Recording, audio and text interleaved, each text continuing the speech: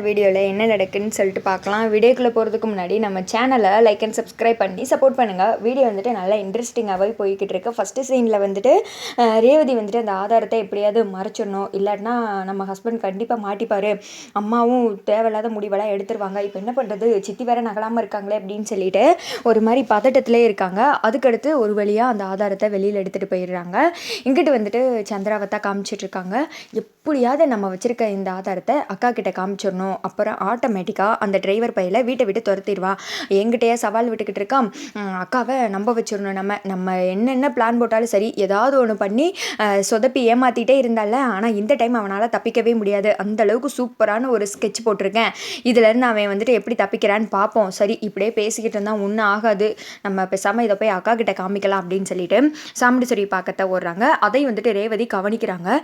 இந்த சித்தி எங்கே போகிறாங்க, இவங்க இப்போலாம் என்ன முடிவெடுப்பாங்கன்னே தெரிய மாட்டேங்குது, பதக்குனே இருக்குது, எப்படா வந்துட்டு கார்த்தியை மாட்டி விடணும் கங்கணம் கட்டிக்கிட்டு அலையிறாங்க, இவங்களை வந்துட்டு விடக்கூடாது, ஃபாலோ பண்ணணும் அப்படின்னு சொல்லிட்டு ரேவதி வந்துட்டு பார்க்குறாங்க.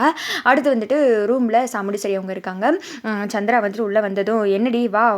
எதுவும் பேசணுமா அப்படின்னு சொல்ல, அக்கா அவங்ககிட்ட ஒரு முக்கியமான விஷயம் சொல்லணும், ஆனால் நான் சொல்கிறத நீ ஏற்றுப்பியா இல்லையான்னு தான் தெரியல அப்படின்னு சொல்ல, அப்போது நான் ஏற்றுக்கிற மாதிரி இருக்கிறத சொல்லு, என்ன சொல்லணும் சொல்லு அப்படின்னு சொல்ல,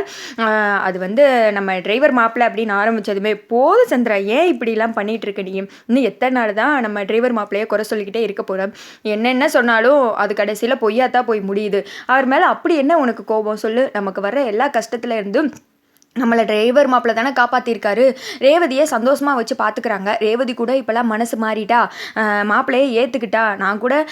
நம்ம பொண்ணு வாழ்க்கையை வந்துட்டு பாழாக்கிட்டோமோன்னு நினச்சேன், ஆனால் இப்போ அவளே சந்தோஷமாக இருக்கா, இதுக்கு மேலே என்ன வேணும், என்னோட செலெக்ஷன் எப்போவுமே தப்பாகாது, நீ தான் சந்திரா இன்னும் புரிஞ்சிக்கவே மாட்டேங்கிற, தயவுசெய்து வளவலன்னு பேசாத, ஒழுங்கா இங்கேருந்து கிளம்பு அப்படின்னு சொல்ல, அக்கா எனக்கு தெரியும்க்கா, நான் அந்த டிரைவர் பையில பற்றி சொன்னாலே நீ இப்படி தான் ஏதாவது ஒன்று பேசி என் வாயை அடைப்பேன்னு எனக்கு தெரியும், ஆனால் நான் சொல்கிறத நம்புக்கா, நான் சொல்கிற தான்க்கா உண்மை, அந்த கிழவியோட பேரை இந்த டிரைவர் தான்க்கா, அதை ஏன்க்கா நீ நம்பவே மாட்டேங்கிற, அதுக்கான ஏதாவது ஒரு ஆதாரத்தை நீ சரியாக கொண்டு வந்து காமிச்சிருக்கியா சொல்லு சந்திரா, எப்போ பார்த்தாலும் ஏதாவது ஒன்று செஞ்சு என்னை போய் அசிங்கப்படுத்துறதே உனக்கு வேலையாக போச்சு, அன்னைக்கு அப்படி தான் அவன் தான் வந்துட்டு பேங்க்லேருந்து நகை எடுப்பான்னு சொல்லி கூட்டு போனேன், ஆனால் அங்கே போய் பார்த்தா என்ன நடந்துச்சு சொல்லு,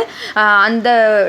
பேரன் தான் வந்துட்டு நகை எடுத்தான், நம்ம மாப்பிள்ளை பாட்டுக்கு தானே இருந்தாங்க, இப்படியே ஏதாவது ஒன்று சொல்லி நம்ம மாப்பிள்ளை மேலே பழிய போடணும்னு சொல்லிட்டு பார்த்துட்டு இருக்க, ஏன் சந்திரா நீ திருந்தவே மாட்டியா, அப்படி மாப்பிள்ளை மேலே உனக்கு என்னதான் கோவம்னு எனக்கு ஒன்றுமே புரியல சொல்லு, அதையாவது தீர்த்து வைப்போம் அப்படின்னு சொல்ல, ஐயோ அக்கா நான் எதுக்கா தேவையில்லாமல் அந்த டிரைவர் பையன் மேலே கோவப்படணும், அதை கொஞ்சமாவது நீ யோசித்து பார்த்தையா, எனக்கு அவனுக்கு என்ன பூர்வ ஜென்மத்து பகையா, நான் எதுக்கு அவனை கண்டா இப்படி கோவப்பட்டுட்டு இருக்கேன், இதுக்கெல்லாம் காரணம் அவன் அந்த கிழவியோட பேரை, அதனால மட்டும்தான்க்கா, நீ என்ன புரிஞ்சுக்காம நேற்று வந்து அவனை போய் நம்பி இப்படி தலையில் தூக்கி வச்சு கொண்டாடுறையக்கா, நீ அந்த மகேஷை கெட்டவன்னு சொன்னல, அந்த மகேஷை விட இவன் தான்க்கா நம்ம குடும்பத்துக்கு பிடிச்ச கிரகம், இவனை பற்றின உண்மை தெரிஞ்சுனா நீ அவனெல்லாம் இப்படிலாம் தலையில் தூக்கி வச்சு கொண்டாட மாட்டேன், நீ ஏன் உன் கையால் அவனை கழுத்து பிடிச்சி வெளியில் தள்ளுவ பாரு அப்படின்னு சொல்ல, சந்திரா ஏன் சந்திரா இப்படியே பேசிகிட்டு இருக்க, இதனால் ஆதாரம் இருந்தால் காமி இல்லாட்டி கிளம்பு அப்படின்னு சொல்ல, நீ இப்படியெல்லாம் சொல்லுவேன்னு எனக்கு தெரியும்க்கா, அதனால தான் இந்த சேம் சரியான ஒரு ஆதாரத்தோடு கொண்டு வந்திருக்கேன், அந்த கிழவியோட பேரன் இந்த டிரைவர் பையன் தான், அன்றைக்கி என்கிட்ட ஒரு நல்ல ஆதாரம் இருக்குது, இதை மட்டும் பார்த்தேன்னு வச்சுக்கோ, அப்புறம் உனக்கே தெரியும் இவ்வளோ நாள் வந்துட்டு நம்மக்கிட்ட நடித்து ஏமாற்றிட்டு இருந்திருக்கான்,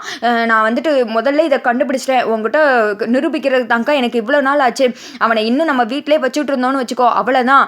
நம்ம அந்த எதிரியோட நம்ம குடும்பத்தை ஒன்று சேர்த்து வச்சிருவாங்கக்கா, அதுக்காண்டி தக்கா இந்த வீட்டுக்குள்ளே வந்திருக்கான், நீ வந்து இந்த வீடியோவை பாரு அப்படின்னு சொல்ல, குடு அப்படின்னு சொல்லிட்டு சாமுண்டீஸ்வரி அந்த வீடியோவை பார்க்குறாங்க, பாத்தியாக்கா பார்த்துட்டே இல்லை பாரு, அவன் தான் அந்த கிழவியோட பேரை, இத்தனை நாள் எப்படி நம்மக்கிட்ட நடிச்சிட்டு இருந்திருக்கான், இப்போயாவது உனக்கு உண்மை தெரிஞ்சு, அதை நினைக்கும் போது எனக்கு சந்தோஷமா இருக்குக்கா,